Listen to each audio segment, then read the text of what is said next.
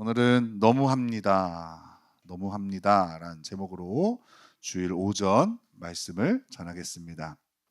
오늘 본문은 예수님께서 잡히시던 날 밤의 이야기입니다. 어제 우리 비아 크루치스 공연 또 함께 가셨었는데, 어제 비아 크루치스 공연 바로 앞장면의 내용입니다. 예수님의 12 제자 중에 하나였던 가룟 유다는 예수님을 배반합니다. 대제사장들과 또 성전 경비 대장들에게 예수님을 은 30에 팔아넘긴 것입니다. 가룟 유다는 이날 밤 대제사장들의 사람들을 데리고 예수님께로 나옵니다. 그리고 그 사람들에 의해서 예수님께서 잡히십니다. 체포당하신 거죠. 근데 그때 예수님의 제자 중 한 사람 베드로가 대제사장의 종인 말고라는 사람의 오른쪽 귀를 칼로 베어버립니다. 우리는 이 장면을 보면서 이렇게 결론을 내리죠. 베드로처럼 혈기를 부리면 안 돼 하고 이 본문을 그냥 넘어가곤 합니다. 근데 여러분, 우리가 한번 베드로가 돼볼까요? 우리가 한번 베드로라고 생각을 해보면 그냥 쉽게 베드로는 승질이 들어온 사람이야, 베드로는 저 다혈질을 고쳐야 돼, 그냥 이렇게 결론을 내리고 끝낼 이야기가 아닙니다. 그럼 우리 지금부터 한번 베드로가 되어보자고요. 저는 이렇게 성경을 묵상하면서 그 성경의 인물이 한번 되어보는 거를 되게 재밌어 하거든요. 제가 한번 베드로가 되어볼 테니까 여러분들도 잘 따라와 보시면 좋겠습니다. 여러분, 베드로는 부유한 어부였습니다. 자기 소유의 배가 있었고 그 배에서 일하는 일꾼들이 있을 정도로 베드로는 먹고 사는 문제에 있어서 문제가 없던 사람이었습니다. 근데 어느 날 그는 예수님을 만나게 됩니다. 베드로에게 예수님은 너무나도 강렬했습니다. 초면에 그는 예수님께 무릎을 꿇고 이렇게 고백합니다. 주여, 나를 떠나소서, 나는 죄인입니다. 예수님은 그런 베드로에게 이제 너는 물고기가 아닌 사람을 낚는 어부가 될 것이다 라고 말씀하십니다. 베드로는 이 예수님의 말씀 하나에 자신의 모든 것을 버려두고 예수님을 따르게 됩니다. 베드로는 예수님께 자신의 인생을 지금 올인한 거예요. 가난하고 보잘것없어 어쩔 수 없이 인생의 막바지에 몰려 수가 이거 하나밖에 없어서 외통술에서 예수님을 택한 게 아니에요. 자신의 삶에서 보장된 모든 것을 다 버리고 예수님을 따른 거예요. 그렇게 베드로는 예수님을 3년 정도 따라다닙니다. 예수님은 가는 곳마다 기적을 베푸셨어요. 그리고 놀라운 말씀으로 대적들을 꼼짝 못하게 하셨어요. 베드로는 흥분되었을 거예요. 자신의 모든 것을 버리고 예수님께 올인한 선택이 탁월했다며 스스로 자부심도 느꼈을 겁니다. 그리고 예수님께서 이 로마의 압제를 물리치고 이스라엘의 독립을 이루시고 왕이 되시면 자신은 그냥 돈 많은 어부 정도의 인생이 아니라 이제 한 나라를 쥐고 흔들 수 있는 권력과 그리고 명예까지 가지게 되는 겁니다. 이 장밋빛 미래로 하루하루 흥분된 삶을 살아가던 그에게 오늘 본문의 밤은 찬물을 끼얹게 되는 거예요. 자신의 동료인 제자 가룟 유다의 배신으로 예수님이 종교 지도자들에게 연행되어 가시는 거예요. 베드로에게 이것은 어떤 일일까요? 하늘이 무너지는 일이에요. 모든 것을 예수님께 올인한 베드로에게 예수님께서 이렇게 잡히셔서 잘못되신다면 그것은 자신의 인생도 끝장나는 것이기 때문에 그런 거예요. 자신의 인생의 모든 것을 잃어버린 그 위기의 순간에 베드로는 칼을 뽑아 예수님을 잡으러 온 대제사장의 하수인의 귀를 베어버린 겁니다. 예수님의 잡히시는 것을 어떻게 해서든지 막고자 하는 거예요.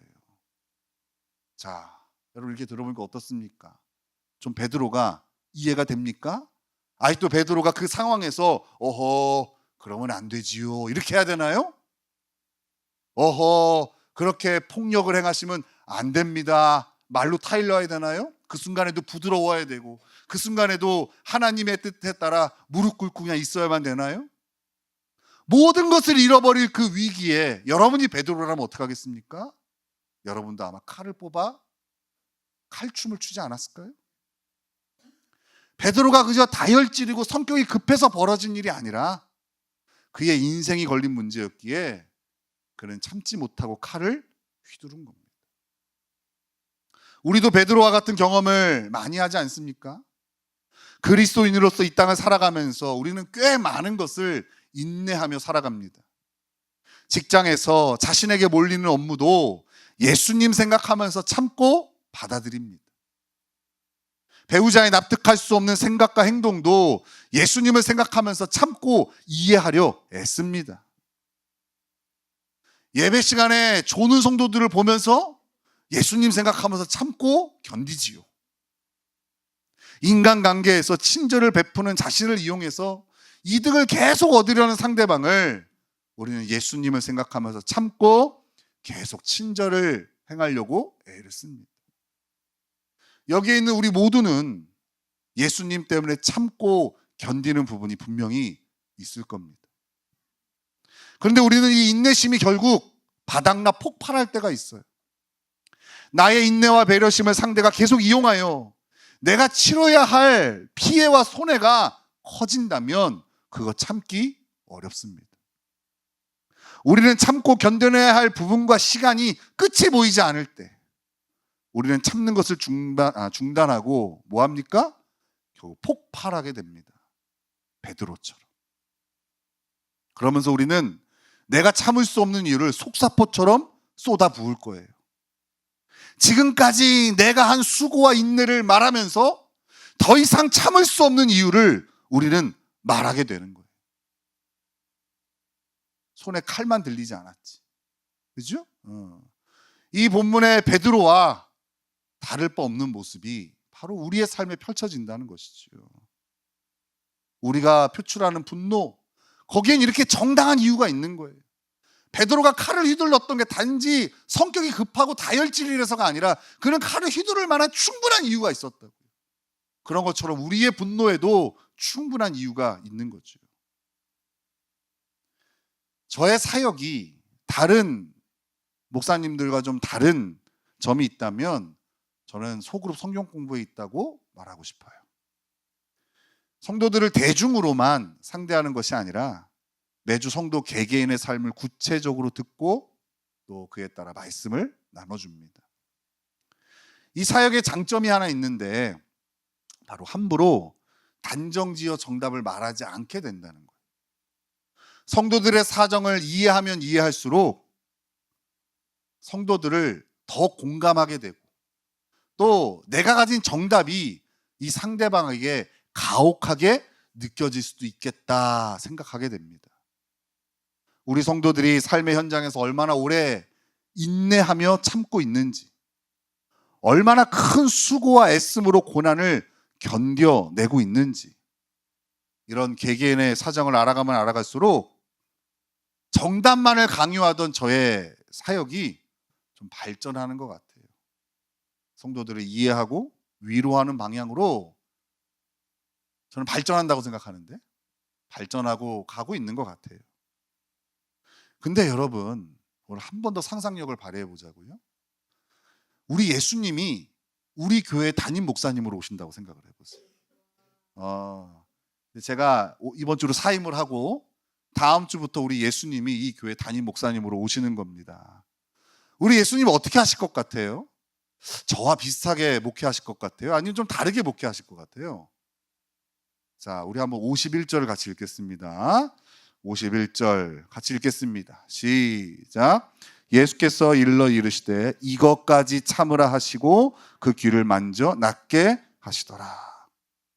지금 예수님은요, 칼을 들어 상대를 해할 수밖에 없는 강력한 이유가 있는 베드로에게 그래, 내가 네 마음 이해한다. 아이고, 그래, 얼마나 힘들었니?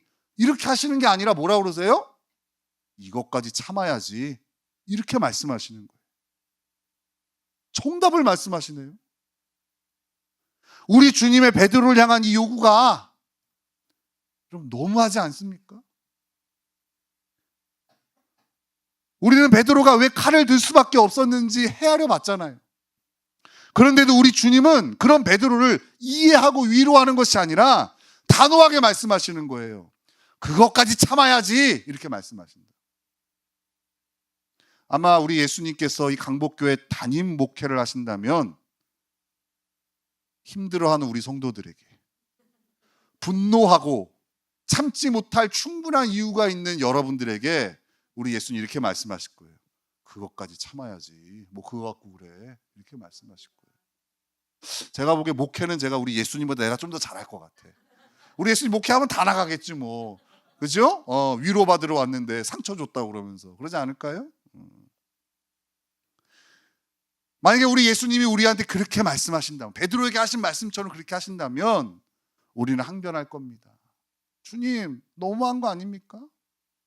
제가 지금까지 어떻게 살아온 거 잘 아시면서 이것까지 참으라고 합니까? 주님, 정말 너무하신 거 아닙니까? 그렇게 우리는 항변할 겁니다. 그 여러분들의 마음을 담아서 오늘 제목을 그렇게 지은 거예요. 너무합니다. 뉘앙스가 이거예요. 너무합니다. 당신은 너무합니다. 여러분, 왜 예수님은 이렇게 단호하게 우리에게 이것까지 참으라고 우리가 보기에는 그 너무한 요구를 하시는 걸까요? 우리 하나님 위로의 하나님이라면서요. 그럼 이 타이밍에 위로해 주셔야 되는 거 아니에요? 그래, 너 지금까지 많이 참았으니까 그래, 폭발할 만해. 그래, 그냥 다 쏟아내. 지금 그냥 다 폭발해버려. 그래야 마음이 시원해지지. 이렇게 하셔야 위로의 하나님 아니에요? 근데 우리 주님 왜 베드로에게, 그리고 우리에게 그것까지 참아야 된다라고 단호하게 우리가 보기엔 너무한 요구를 하시는 것일까? 그 답은요, 우리 예수님의 삶에 있어요. 우리의 신분이 하나님의 자녀라는 신분, 영원한 생명을 얻고 거듭나 영원한 하나님 나라의 백성이 된 이 신분은요, 예수님의 참으심으로 얻은 열매이기 때문에 그래요. 예수님은 잡히시고 불의한 재판을 받으시고 온갖 수모를 당하십니다. 침뱉음 당하시고 매를 맞으시고 채찍으로 살이 뜯겨나갈 정도의 고통을 당하셨어요. 어제 비아크루치스의 예수님을 연기한 배우, 3년째 그 배우가 이렇게 연기하고 있어요. 그리고 그 옆에 이제 로마 군대의 장군이 채찍을 들고 그 예수님을 채찍으로 때립니다. 그 예수님께서 맨발로 발에 사실이 끌린 채로 이렇게 십자가를 지고 올라가는데요, 나중에 들어보니까 예수님 발이 너무 아프셨대요. 신발 안 신고 가니까. 그래서 잠깐 주저앉았는데 옆에 와갖고 냅다 채찍으로 때리더래요. 거기 안에 스티로폴 같은 거라도 되면 좀 날 텐데, 여러분 진짜 맨살입니다. 맨살에 그 매를 맞으면서 예수님 역할한 배우가 올라간 거예요. 그리고 이제 십자가에 이제 매달려서 올라가잖아요. 거기 이제 로마 병사였으니까 그걸 다 이제 옷을 벗고 새로 입히고 십자가 올리는 작업을 도왔단 말이에요. 옷을 딱, 피 묻은 옷을 딱 벗었는데 안에가 시뻘개요. 진짜 채찍으로 맞은 거예요. 그러면서 그 예수님이 그러시더라고. 옷을 벗으면서 아우 죽을 뻔했네 그러면서 예수님이, 죽으러 가신 예수님이 죽을 뻔하셨다고. 여러분들, 예수님이 맞으신 채찍은 그 정도 채찍이 아니에요. 끝에 쇠사슬이 있는, 한 대 맞으면 살점이 뜯겨나가는 극심한 고통이에요. 그리고 십자가에 못 박히셔서 몸에 있는 수분과 피가 다 빠져나가는 고통을 다 느끼시면서 죽으셨어요. 이 십자가가 진짜 잔인한 형벌이에요. 그냥 죽는 걸로 끝내지 않고 죽어가는 고통을 다 느끼게 하는 진짜 무시무시한 형벌인 거예요. 이 과정 내내 예수님은 반항하지 않으시고 참으셨어요. 왜요? 왜요? 우리의 죄를 구원하시기 위해. 우리의 죄값을 당신의 죽음으로 지불하셔야 되기 때문에 예수님은 끝까지 견뎌내셨던 거예요. 만약 예수님께서 참지 않으시고 불의한 재판을 뒤엎으시고 불의한 상대를 죽여버리시고 십자가를 뽑아 휘두르셨다면 우리의 구원은 없는 겁니다. 우리의 죄값은 영원히 지불되지 못한 채 우리는 그 죄값으로 영원한 형벌을 받게 되는 겁니다. 그러나 예수님의 참으심으로 우리는 구원을 얻었어요. 그렇게 예수님은 우리에게 요구하시는 거예요. 이것까지 참아야 된다. 우리는 주님의 인내로 생명을 얻었기에 인내로 우리의 삶을 살아내야 하는 거예요. 우리에게 주어진 삶은 예수님의 인내로 주어진 삶이니까. 영원히 죽을 수밖에 없는 우리가 얻은 그 영원한 생명은 예수님의 끝까지 참으심으로 얻은 열매이기 때문에 우리는 이 삶을 온전히 인내로 살아가야 하는 것이 마땅한 거예요. 상대나 상황을 보면 참을 수 없지만 이 주님을 보면 인내하게 되는 거예요. 그래서 여러분 내년에는 비아크루시 다 가셔야 돼요. 약간 성찬식 같은 느낌이 있어. 좀 더 실감나는 성찬식. 매년 한 번 그 현장에 있으면서 나를 위하여 십자가를 지신 예수님을 눈으로 새기는 것이 너무나 중요해요. 그래야 여러분들 성질 좀 죽지. 그래야 여러분들 그 억울함이 좀 누그러지지. 내년에는 꼭 가는 겁니다. 알겠죠? 내년에 제가 관광버스를 빌릴 테니까 같이 가서 함께 우리 그 십자가를 바라보자고요. 주님 때문에 참아오다 폭발 직전까지 왔을 때 우리는 다시 그 주님을 바라봐야 돼요. 여러분 이게 신앙이라고. 어떻게 이것까지 참습니까? 어떻게 이렇게 무리한 요구를 하십니까? 라고 말할 수 없는 이유는 주님이 그 무리한 요구를 감당하셨어요. 나를 위하여 그 억울한 죽음을 끝까지 견뎌내셨다고요. 그러니 그걸 바라보면 우리가 그렇게 말할 수가 없는 거예요. 근데 그걸 바라보지 않고 상대나 문제나 상황을 보니까 맨날 억울한 거야. 맨날 나한테만 부당한 요구가 주어지는 것 같은 거예요. 그 억울함에서 벗어나지를 못하는 거예요. 모든 것을 참으셔서 우리에게 생명을 주신 예수님을 바라볼 때 우리는 이것까지 참을 수 있는 힘을 얻게 되는 겁니다.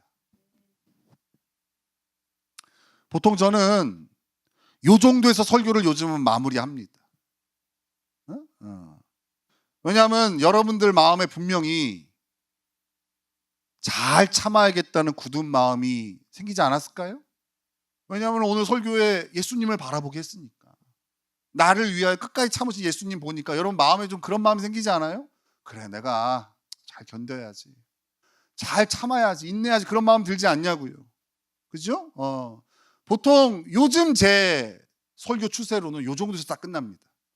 지난주에 제가 영상 올라온 걸 보고 깜짝 놀랐어요. 20분짜리 설교를 했더라고요. 제가 와, 1초만 덜 했어도 19분, 10분대의 설교인데 근데 오늘은요 좀 더 하려고 합니다.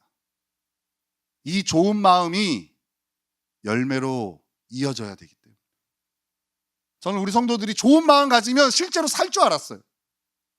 근데 이제 여러분들이 믿지 않기로 했습니다.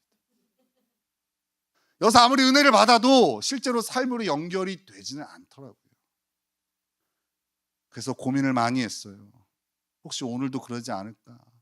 오늘 이 자리에서 날 위해서 십자가에서 참으신 예수님을 바라보면서 그래, 내가 참고 견뎌야지, 이런 마음 가졌는데 갖는 걸로 그냥 흐지부지 될까? 이제 성도들이요 막 농담 삼아 얘기해요. 목사님 여기 나가니까 바로 마음이 틀려져요. 그리고 농담으로 얘기해요. 전 마음이 철렁철렁 하거든요. 은혜 받았는데요 문 열고만 나가면 은혜가 사라져요. 막 이런 걸 되게 유쾌하게 얘기해요. 너가 그러죠, 그죠?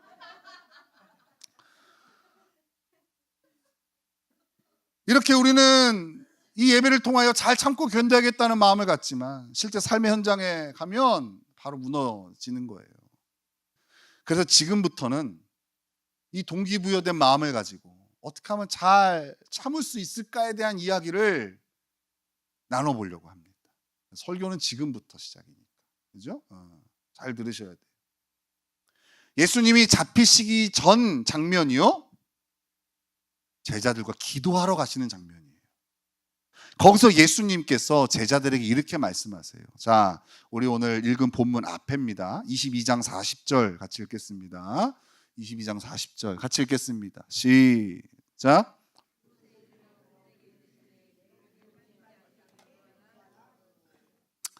뭐라고 말씀하셨어요?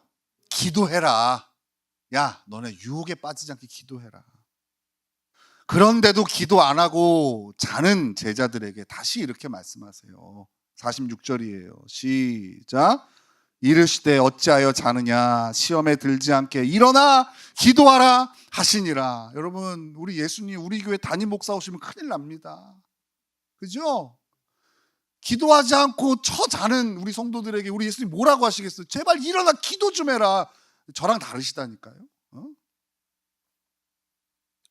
이것까지 참으라고 하시는 주님의 명령에 불순종하지 않게, 그렇게 불순종하는 유혹에 넘어가지 않게, 현혹되지 않게 기도하라고 우리 예수님 반복해서 제자들에게 말씀하시는 거예요. 제자들과 달리 예수님께서 십자가 죽음까지 끝까지 인내하셨던 비결이 바로 이 기도에 있었던 거예요. 우리 42절을 같이 읽겠습니다. 42절 시작. 이르시되 아버지여, 만일 아버지의 뜻이거든 이 잔을 내게서 옮기시옵소서. 그러나 내 원대로 마시옵고 아버지의 원대로 되기를 원하나이다 하시니. 예수님이 무엇을 위해 땀이 땅에 떨어지는 핏방울 같이 되도록 간절히 기도하셨습니까? 바로 인내를 구하셨어요. 끝까지 참을 수 있기를, 이것까지 참을 수 있기를 예수님 간절하게 기도하셨어요. 여러분, 우리 자신의 한계를 깨달아야 돼요. 주님의 우리를 향한 요구는요, 상식적인 수준이 아닙니다. 누구나 할 수 있는 정도가 아니란 말이에요. 남들 한 1에서 2 정도 참는데 너는 3에서 4 정도는 참아야지. 우리 주님 이 정도 요구하시는 게 아니에요. 야, 남들 1, 2 참는데 너는 10, 20 참아야지. 너는 100, 200 참아야지. 이게 주님이 우리에게 요구하시는 수준이에요. 그런지 여러분 생각해 보세요. 우리 수준으로는요, 평균 이하인 우리의 수준으로는요, 1, 2도 참지 못하는 우리 수준에 무슨 10, 20을 참고 100, 200을 참냐고요. 우리 힘으로는 감당할 수가 없어요. 그래서 기도해야 되는 거예요. 머릿속에 아무리 강력한 정답이 있어도, 그리고 강력한 동기부여가 되어도 기도하지 않으면 단 1도 참을 수 있는 능력이 없는 거예요. 우리 마음 가운데 부당함과 너무함과 그 억울함의 정서가 우리를 철저하게 지배하고 이끌고 다닐 수밖에 없는 거예요. 그게 우리의 실력이니까. 착각하지 마세요. 여러분이 누군가를 섬길 수 있다고 생각하는 그 능력 없다니까요. 자가 발전기를 아무리 돌려보세요. 그 끝이 뭡니까? 서운함 아니에요? 내가 이렇게까지 했는데, 이렇게까지 애썼는데 어떻게 그럴 수 있어? 그게 우리 입에 달고 살잖아. 어쩌다 한번 선을 해갔다 칩시다. 그게 진짜 온전한가요? 그게 우리의 실력이잖아요. 그렇게 우리는 실력 없이, 능력도 없으면서 하나님이 주신 명령을 머리로만 해결하려고 하는 거예요. 자신의 주제를 파악하지 못해서 그런 것인지, 아니면 여전히 자신의 혼자 힘으로 할 수 있다고 생각해서 그런지 모르겠는데 기도하지 않아요. 한국의 모든 성도들이 기도하지 않는지 모르겠어요. 다 만나본 건 아니니까. 근데 분명한 것은 강복교회 성도들은 기도하지 않습니다.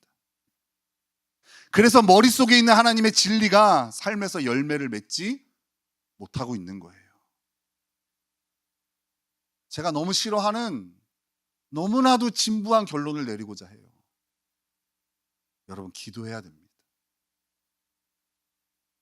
여러분, 기도해야 됩니다. 기도가 진부해서 별 볼 일 없어 보이지만 예수님께서 끝까지 죽기까지 하나님께 순종할 수 있었던 유일한 무기가 바로 기도였습니다. 하나님 너무합니다. 지금 이 불평이 자신의 인생을 채우고 있다면 자신의 기도를 돌아보세요. 기도하지 않는 그리스도인들은 불신자와 다를 바가 없습니다. 이번 주 저는 우리 성도들에게 열심히 기도를 독려할 생각입니다. 기도가 잘 안 된다고, 어떻게 기도해야 할지 모른다고 하시는 분들에게 실질적으로 어떻게 기도하면 되는지 실습도 할 생각입니다. 하나님께서 이번 주 저에게 주신 우리 교회 진단과 처방이 기도이기 때문에 그래요. 상황과 환경, 그리고 사람을 보면 한숨만 나오고 너무한 하나님을 향한 불평이 터져 나옵니다. 그러나 여러분, 오늘 설교에 이것만 적어 놓으시면 돼요. 이건 반드시 적어 놓으세요. 다 볼펜을 들고 적으세요. 기도하면 역전됩니다. 여러분, 기도하면 역전됩니다.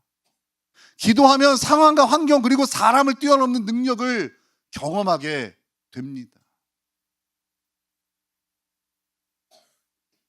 그래서 저는 사실 이해가 안 되는 면이 있었어요. 우리 성도들이 못해도 기도한 경험이 있을 텐데, 오늘 기도하지 않더라도 옛날에 기도한 경험을 통해서 하나님을 경험했다면 삶의 어려움이 나타날 때 그래, 기도의 자리가 회복되지 않을까 생각했거든요. 근데 왜 회복되지 않을까?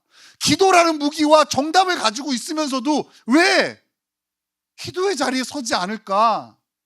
제가 곰곰이 생각을 해봤는데 답을 내렸어요. 우리 성도들이요, 기도할 줄 모르더라고요. 신앙생활 내내 기도해 본 적이 없는 거예요. 그래서 제가 기도를 가르쳐야겠다고 생각합니다. 많은 이들이 기도를 이렇게 생각해요. 벽 앞에 서서 혼자 중얼중얼 되는 거라고 생각해요. 혼잣말 하는 거라고. 여러분, 혼잣말 해보세요. 지금부터 한번 해볼까요? 벽 앞에 서서 혼잣말 해보세요. 몇 분 할 수 있을까요? 얼마나 많은 시간들을 보낼 수 있을까요? 그리고 하다 보면 이런 생각 들지 않겠어요? 내가 지금 뭐 하는 거지? 미친 건가? 기도를 벽 보고 하더라고, 다. 기도는 하나님과의 대화잖아요. 근데 하나님과 대화해 본 적이 없는 거예요. 나는 너무 쉬운 거라서 다 하고 있는 줄 알았더니 기도를 해본 적이 없는 사람들이 너무 많아요.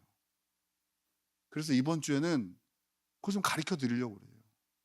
지난주 우리 청년들에게 좀 가르쳐 줬어요. 이렇게 기도하는 거다 했더니 이 친구들이 10분 하더니 이렇게 얘기하더라고요. 목사님, 할 수 있을 것 같아. 이번 주 한번 해볼게. 그래서 제가 용기를 얻고 이번 주 한번 기도를 좀 가르쳐 드리려고 합니다. 여러분, 기도하면 역전됩니다. 이거 믿으셔야 됩니다. 기도는 하나님의 연약한 우리가 이 땅을 살아가는데 모든 힘과 능력을 하나님으로부터 얻을 수 있는 하나님 주신 강력한 무기고 도구예요. 그래서 기도하면 역전이 되는 거예요. 기도하면 이것까지 참을 수 있게 된다고요. 이건 참을 수 없어 라고 그 한계에서 맨날 무너지던 우리가 그 한계를 뛰어넘어 예수님이 끝까지 참으신 그 인내에 동참하게 된다고요.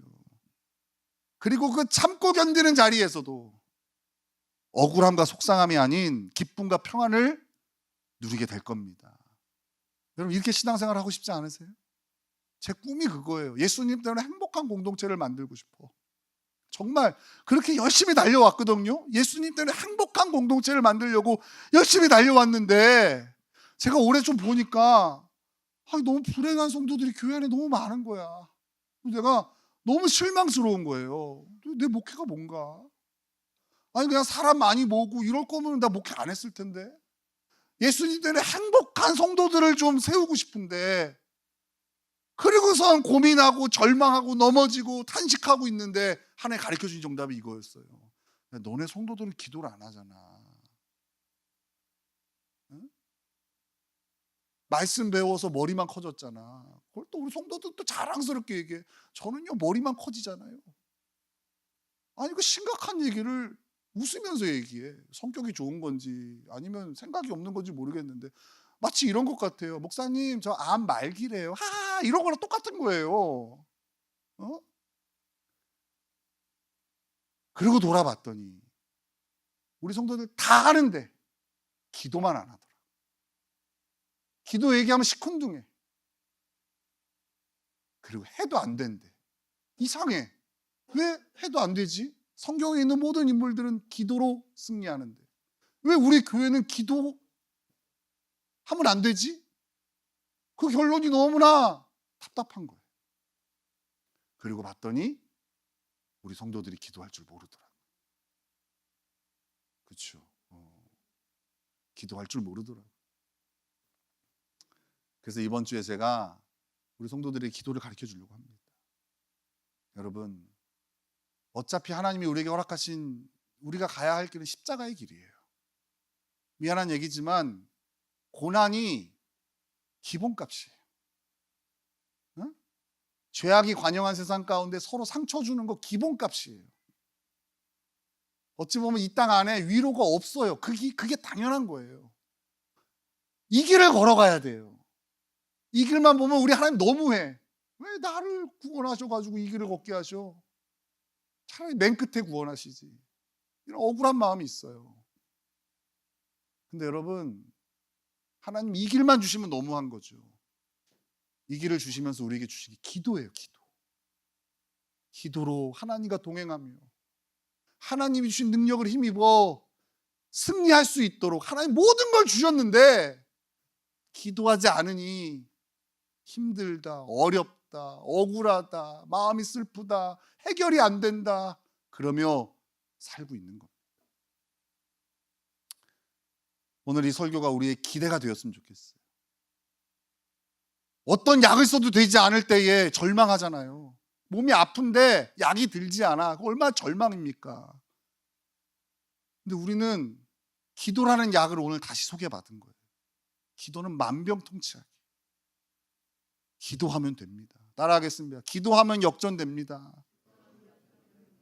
이렇게 힘없이 하지 마시고 기도하면 역전됩니다. 네, 옆에 졸고 있는 사람 뒤통수 치면서 기도하면 역전됩니다. 얘기해 주세요. 기도하면 역전됩니다. 기도하면 쟤도 변하겠지. 안 그러겠어요?